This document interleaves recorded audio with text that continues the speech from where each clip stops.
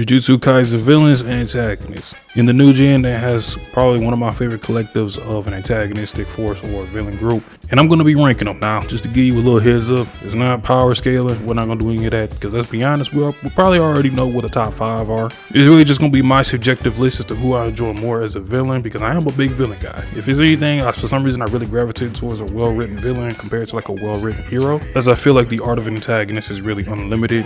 I know you could say the same for a protagonist, but a lot of times you kind of shoehorn yourself into something that's very more traditional or stereotypical what you think of a protagonist. But in terms of JJK, I feel like the villains are very different for this current time in manga, and of course Shonen Jump included. So let's go ahead and get right into it. So for number 10, I got Ryu Ishiguro. The old school pompadour wearing delinquent that showed up in the Color Games instantly caught my attention when I first saw him in his reveal and his introduction, because as a fellow delinquent manga enthusiast, this is exactly what I wanted from him. Now, why he describes his battles as food and dinner and desserts, I still don't really get that. Well, I kind of do, but it's like, what the fuck was he thinking writing that part in?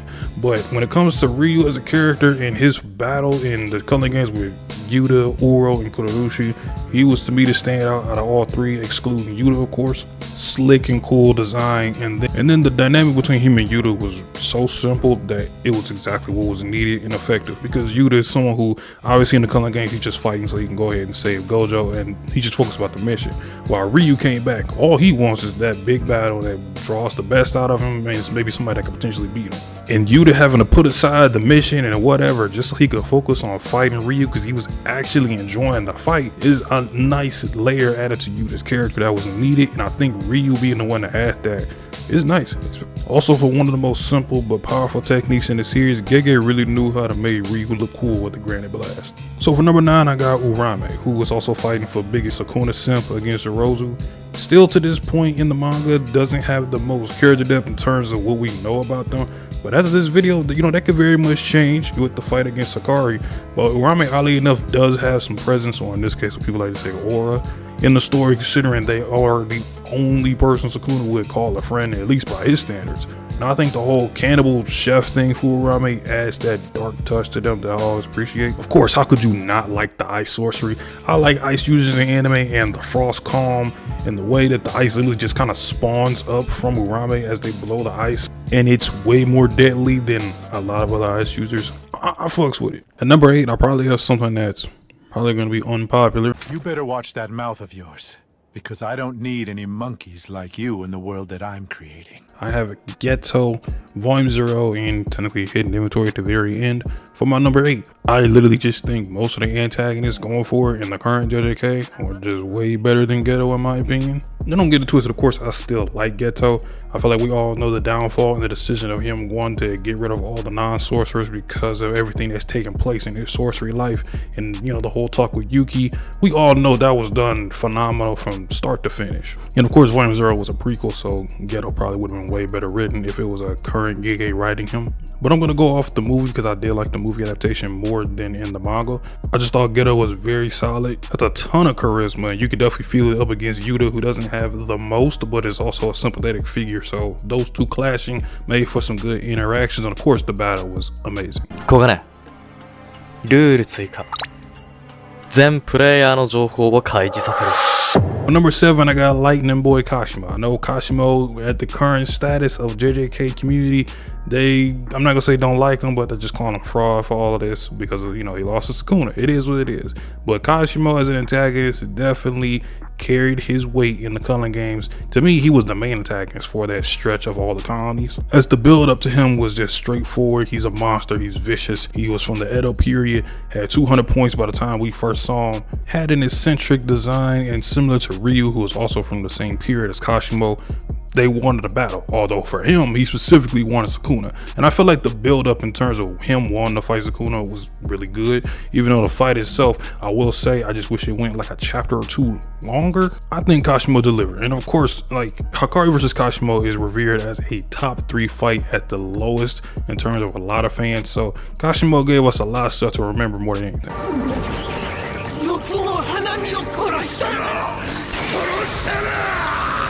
For number 6, I got Dagon. I know some people are like, Dagon, who the hell like Dagon that much? Well, I do. Dagon, to me, In the short amount of time that we had with him, which even wasn't that short, Dagon left a big impression on me. To me, he came off as the MVP for that whole fight until Toji got into the mix. And Gege was still able to flesh out Dagon's character pretty much with just dialogue and conversation with Nobito and how Dagon approached this fight. It was clear as day that Dagon cared a lot for Jogo, Mahito, Hanami, etc. and didn't like how humans and sorcerers would look at curses. And in a sense of, you know, they have names, you know, they're more than what you think they are. They have more value than how we're looked at as just regular cursed spirits. You know, it's a very interesting way of looking at it because that guy isn't looking for sympathy. He's just more so trying to prove a point than anything. But it's very interesting how Gege went about it when it comes to Dagon. I wish Dagon had more time in terms of before this fight. If we kind of saw Dagon just like a little bit, like a couple more panels of the process of maybe him foreshadowing into going to his cursed wound state or something, I really would have loved it. Also has a cool power with the water. The sea is life for him. And the fight in his domain expansion just felt way different than any other fight in Shibuya. Plus the Cthulhu design looked badass. So Dagon's up there for me. No punches, he was throwing combinations. And the art of punches is when you could throw two punches that sound like one. He was throwing punches. For number 5, I have, of course, the GOATs, Jogo. Jogo, I mean, I got a whole video dedicated to Jogo that, you know, one of my favorite videos that I put out. And Jogo is, as a character, he's overshadowed in terms of how he's written because he had to fight Gojo and Sukuna, unfortunately. Although that fight with Sukuna in the anime, banger. Jogo could have actually been one of these strong characters. Probably could have still been living if Kenjaku didn't, you know, absorb him by the end. So even Sukuna knew that Jogo's potential was actually crazy and he never capitalized on it because he was so fixated on trying to have curses replace humans in terms of status and have them be the true human, quote unquote, that his power and what he was able to do throughout the story was crazy. He's the only one as of this point to still have a maximum and a domain expansion, ridiculous firepower and output. He doesn't have the greatest defense, but unreal speed. Was the first character to get the, we'll just call this Sukuna flashback treatment. Jogo is him. I don't know how to tell you. Number 4, we got my other GOAT, Toji Fushiguro. Now, ironically, another day, another life, this probably would have been in the top 2. But as the manga kept going, I had to drop him down just a little bit in terms of only him as an antagonist. I mean, what is there to say? I mean, the man looks phenomenal, badass, a physique I wish I had. But nonetheless, I mean, he was introduced as the guy who was first to take down Gojo. He was by far the MVP in the inventory arc. I feel like he, by the time this arc ended, I actually wanted more Toji than anything. I mean, the way that he's able to use his heavenly restriction is better than almost anybody that we've seen in the series, and by anybody, there's only 2 other characters. And granted, I think Maki will get there, but as of right now, Toji's just a little different. The raw and ruthless aggression that is his fighting style when he's going up against someone that he knows he has an advantage over is peak. Gege does a great job at detailing just how ferocious he is. The care that he has for Megumi as his son, even though it's not overwhelming in terms of you're not gonna get Toji, you know, having a whole speech about how much he loves Megumi, but you can just tell from the slight dialogue and the body language of him, you know that he cared about Megumi dearly and that he wants Megumi to grow up and be someone successful and a better person than him. I genuinely don't think there's anybody out there that can hate Toji, and a lot of people's list, he's top 5 in whatever category it is.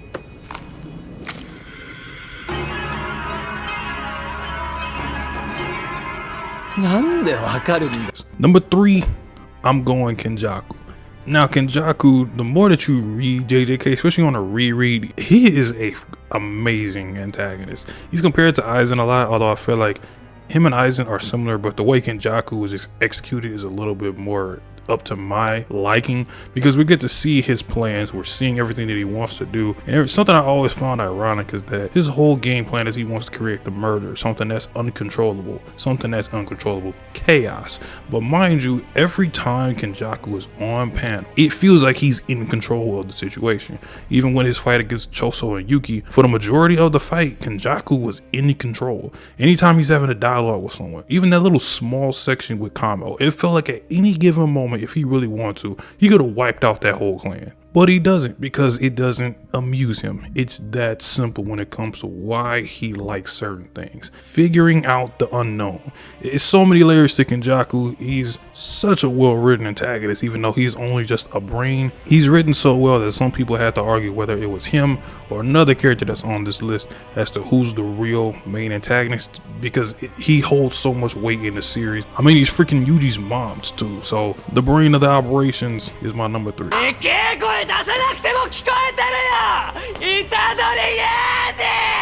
For number 2, I have the disaster curse that was born from human hatred and negative emotions, Mahito. Mahito, first of all, I gotta clap my hands, congratulate him for, doing something great, and that is bringing doom and despair among the JJK fans and community. I truly love that.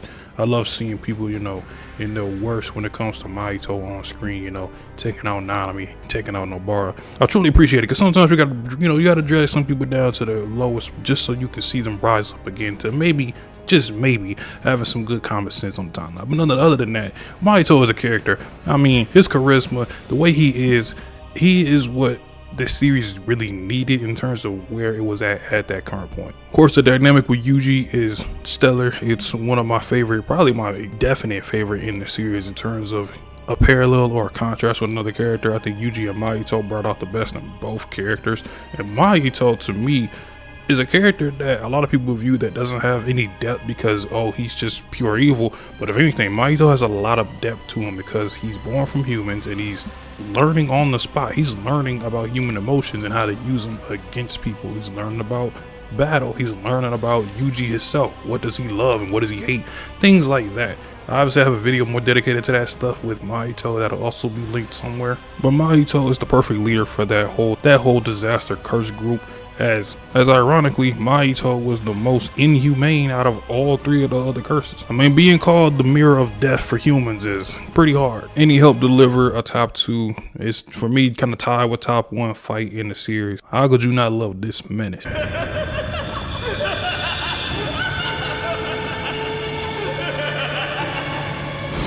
At number 1, I mean, is this really a surprise? I mean, the king of curses, Sukuna. I mean, where do I even really start? I'm not going to glaze him too much because, that's Urame's job. But I'm going to just say, I mean, he's delivered as an antagonist at everything we expect him to do. We all know that he's the best fighter. He's the strongest character in the series. 3 dope-ass forms with the Yuji form, the Megumi form, and then, of course, his Heian era full form with the 20 fingers. The most compelling villain in the series, as not only, of course, he is pure evil like Kenjaku and like Mahito, he's the true embodiment of the strongest being in JJK and one of the best at that trope, because he is built up and written as the apex predator of the series. Everything that he does is just for his own reasoning and his own care or desire. Like it's stated in chapter 238, if he wants to eat, he'll eat. If he sees an eyesore, he'll kill it. And if it entertains him enough, he'll throw the bone. He lives by his own accord. Anybody else that doesn't understand that is just not his fucking problem. He is him. That is the closest thing I can really say.